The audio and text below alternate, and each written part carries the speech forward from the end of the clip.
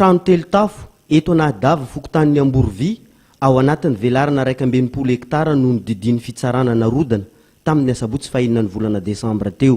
Tsy manan-kelofana ireto fianakaviana ireto no sady tsy nahazo feim-potoana ahafahana miala amin'ny trano.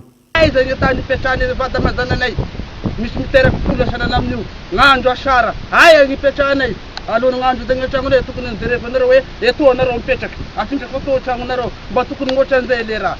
Efatra amin'ny taona 3 no nivoahana ny fampiarana ny didim-pitsarana tamin'ny taona 1970. Ny roso tena primature ny raharaha tamin'ny taona 1900 izay namoahany gouvernemanta didim-pitondrana 1900 tsipika roso 700 mamerina ny tany ho fananam-panjakana araka ny ordonnance 770 tsipika 820 taorian'ny fanadiadiana natao ka mamela ny vahoaka mipetraka teto hanao ny fangatahana amin'ny fanjakana izay efa nanamainty molaly.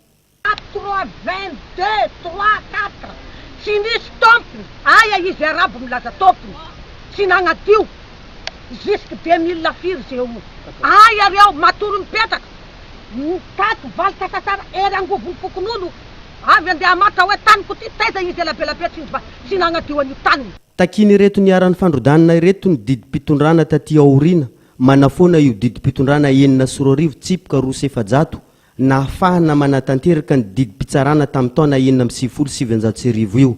Ho azy ireo tsindry azo lena no miseho izao.